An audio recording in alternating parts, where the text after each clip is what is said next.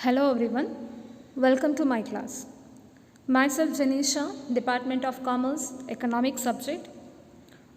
Today in this competitive session, I'm going to discuss about few of the concept that is from the chapter Government Policies for Business Growth. So in the previous class, we have discussed about the introduction part regarding the business, what government policies for the business growth, and we came to know about how about the government policies which is very useful in the business growth, right? And also what with the help of two friends, that is Ramesh as well as Raman, with the help of that two friends, we have to discuss regarding the what the policies, that is government policies in the business growth, right? So today we will continue this part that is regarding the chapter government policies for the business growth.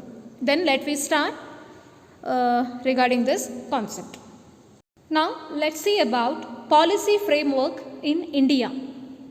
So how the what policy it is frameworked in India, and what about the historical sketch or historical background that we can see here.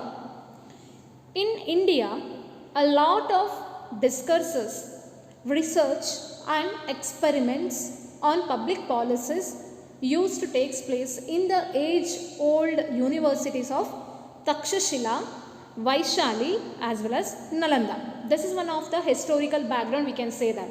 That means during the what time of, that is old age, what that is universities like Takshashila, Vaishali and Nalanda, during that time only we can observe the policies, government policies or the public policies, and there is a lot of what discourses, researches as well as experiments have been done regarding the public policies.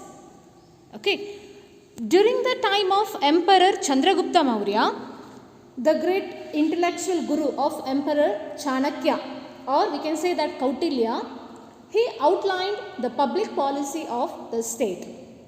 See, if we came to know about the what dynasty or one of the famous emperor Chandragupta Maurya, so his intellectual guru, that is Chanakya or Kautilya, so he has been outlined a public policy with his one of the famous book, that is what, Arthashastra. Okay, so by reading that book we came to know about the conceptual framework of a statecraft and also the public policy. Along with, in Greek city-states and Roman Empire, public policy was a center of attraction. See students, during the time of Greek city, that is Greek city-states as well as a Roman Empire, means Greek as well as Roman Empire, so which is one of the center of attraction? Public policy is what? That is a center of attraction. Okay. Next, philosophers like Plato and Aristotle, they had a number of discourses, researches on the public policies. Okay, and during the time when Ashoka the Great ruled Magad, he introduced the policy of peace and harmony. So this policy of peace and harmony, this is what the public policy of, that is Ashoka the Great Emperor great ruled in during the time of that is in Magad. Okay, so this is what the public policy of Ashoka, that is peace and harmony. Okay. On the other hand, Guptas defined the policies in various ways, that is policies on taxes, trade as well as the warfare. So that is what during the time of Gupta's period. And these are all about what, that is historical background. In Delhi Sultanate, Alauddin Khilji, he introduced a stringent tax reform, whereas during the time of Akbar the Great, land reforms were introduced under the leadership of Todarmal. Say students here, that is in Delhi Sultanate, Alauddin Khilji, he introduced one of the strict tax reform or the stringent tax reform. Okay, whereas during the time of Akbar the Great, land reforms were introduced. So this is for the public policies, that is a particular emperor dynasty. Okay, so Delhi Sultanate, Alauddin Khilji, he introduced about the stringent tax reform, and also Akbar the Great, so he introduced, that is, land reforms under the leadership of Todarmal. These are what public policies, that is during those period also. Okay, and in all the forms of governance, be it that is in oligarchic as well as monarchy, aristocracy, tyranny or democracy, but public policies were formulated and implemented. Okay, the governance, whatever it is, that is in the oligarchic manner or in monarchy or in democracy, aristocracy, whatever, but the public policies were formulated as well as implemented in those days only. Okay, so that's why we can say that it is one of the historical touch what we can observe here, right?